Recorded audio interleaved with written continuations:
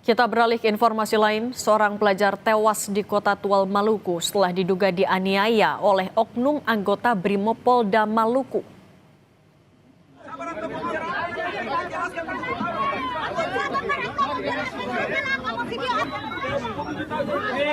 Kematian korban, Arianto Tawakal, memicu kemarahan ratusan warga, mendesak pelaku dihukum setimpal.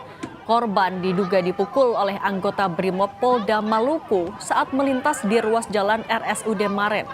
Saksi mata menyebut, anggota Brimob melayangkan pukulan menggunakan helm baja hingga mengenai wajah korban. Polisi memastikan akan mengusut kasus ini secara transparan dengan mengumpulkan barang bukti termasuk memeriksa anggota Brimob terduga penganiaya.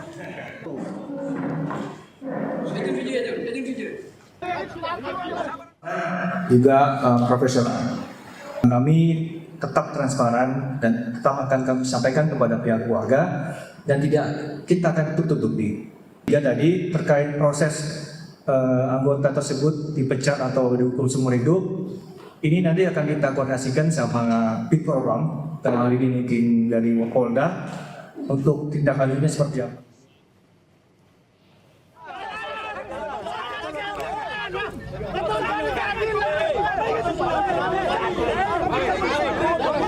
Kematian korban memicu kemarahan warga dan keluarga. Mereka mendatangi langsung markas Brimob Tual dan meminta pelaku segera ditangkap. Korban dianiaya lantaran dituduh sebagai rombongan balap liar yang sebelumnya melintas di jalan tersebut. Pasca kejadian, anggota Brimob terduga penganiaya telah diamankan. Polisi meminta warga menahan diri dan menyerahkan penyelesaian kasus ke Polres Tual.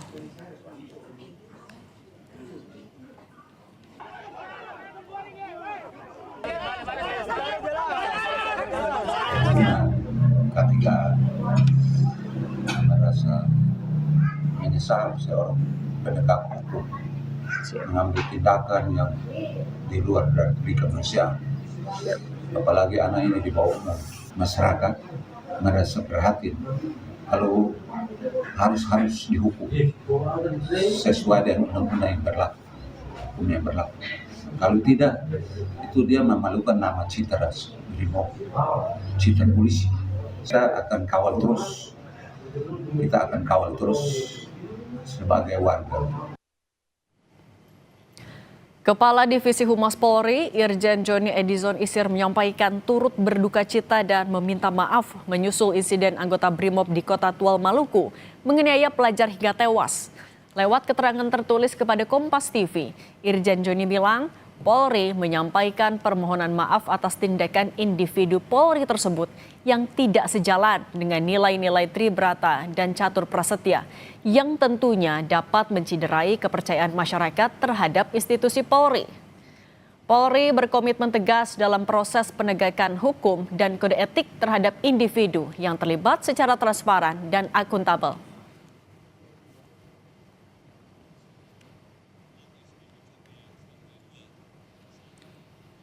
Seorang oknum Brimopolda Maluku diduga menganiaya seorang pelajar di Tual hingga tewas. Lebih lengkap kita bahas bersama Komisioner Kompolnas Hoirul Anam dan orang tua korban Rizik Tawakal. Selamat petang, Bapak-bapak. Selamat petang. Selamat petang. Warahmatullahi wabarakatuh. Pak Rizik, kami turut menyampaikan duka cita atas kehilangan Pak Rizik dan keluarga. Pak Rizik, kalau putra Bapak, satu lagi kakaknya Tawakal ya, kabarnya seperti apa Pak sekarang? Tadi sekitar jam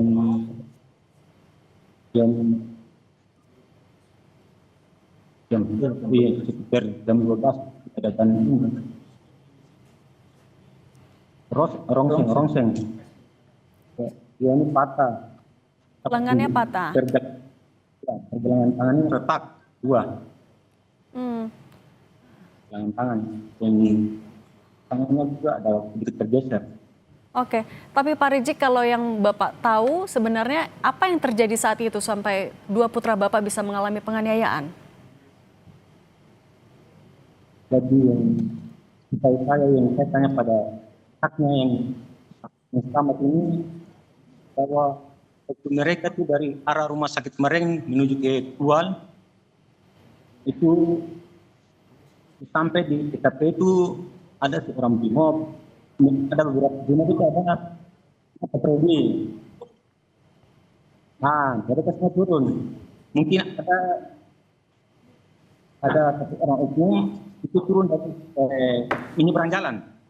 Semua turun dari mobil, tapi yang satu menyeberang jalan di sebelah. Langsung dia menunggu nih anak saya yang dua.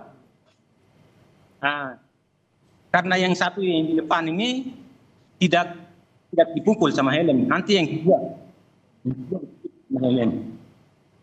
Nah, yang kedua dipukul kena helm, mungkin jalan sedikit jauh berjatuh karena ada berteman dengan kakaknya, langsung motornya lari tabrak kakaknya ya di depan.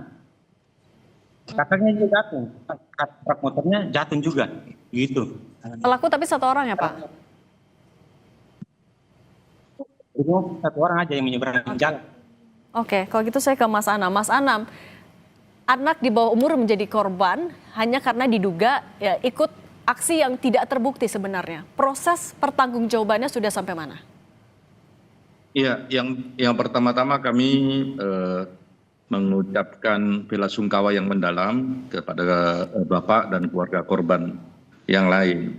Yang kedua, kami menyesalkan tindakan kekerasan oleh anggota kepolisian Brimob dalam konteks ini. Nah, yang berikutnya bagaimana pertanggungjawaban? Saya kira kalau kita lihat proses saat ini, yang pertama memang proses pidana dan proses etik berjalan, dan itu sudah dilakukan, tapi ini harus dijamin bahwa prosesnya harus transparan. Nah, proses harus transparan itu salah satunya ya harus mengupdate kepada keluarga korban apa yang sudah dilakukan, apa statusnya. Salah satunya saat ini misalnya statusnya adalah tersangka. Ya, pelakunya sudah jadi tersangka di level pidana, di level etik ya sekarang sedang diproses etiknya. Semoga gelar sidang etiknya segera berjalan. Nah, yang paling penting dari peristiwa ini adalah janganlah gunakan kewenangan secara berlebihan, ya apalagi dengan tindak kekerasan. Kalau dalam konteks dunia HAM itu terkenal dengan excessive use of force, penggunaan kewenangan secara berlebihan. Ini kan apalagi ini menghadapi anak-anak ya, karena anak-anak itu kenakalan anak-anak dan sebagainya itu ada mekanismenya kalau dianggap nakal. Ya, bahkan kalau dianggap kejahatan juga ada mekanisme khusus, jadi tidak boleh diperlakukan sewenang-wenang. Tapi lepas dari itu, tindakan kekerasan harus dihindari apapun alasannya. Apalagi menghadapi anak-anak. Oke, saya tanya dulu ke Pak Rijik. Pak Rijik, tapi ketika kejadian sebenarnya dua putra Bapak ini sedang dalam perjalanan kemana atau sedang apa Pak sebenarnya? Jadi mereka ini bawa motor ini katanya jalan-jalan. Menurut yang katanya ini dari rumah itu sekitar jam 6:30 itu saya larang, nggak boleh kemana-mana. Tapi keluar rumah mereka sudah jalan, saya larang. Tapi setahu saya itu mereka ini jalan aja, mereka berdua aja. Oke. Jalan ke rumah kemarin langsung balik. Oke, artinya dugaan balap liar menjadi alasan terduga pelaku ini melakukan penganiayaan itu tidak benar? Oh, itu tidak benar, tidak benar.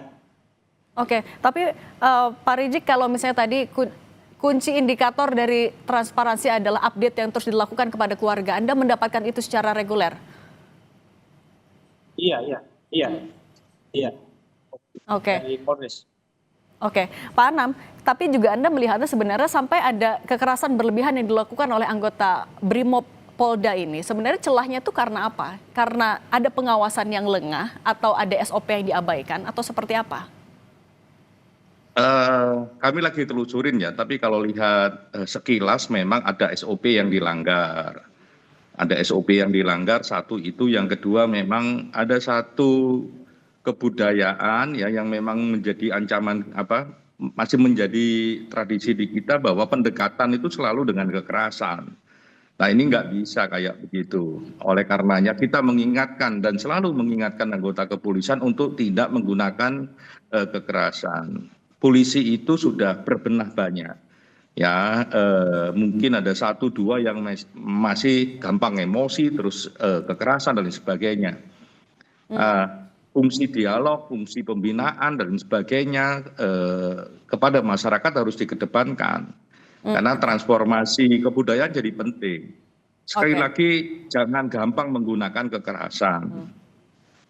Oke, kalau gitu saya juga mau tanya ke Pak Rijik. Pak Rijik, kalau dari pemantauan Anda, sebenarnya penanganan dari polisi menurut Anda sudah sesuai ekspektasi belum?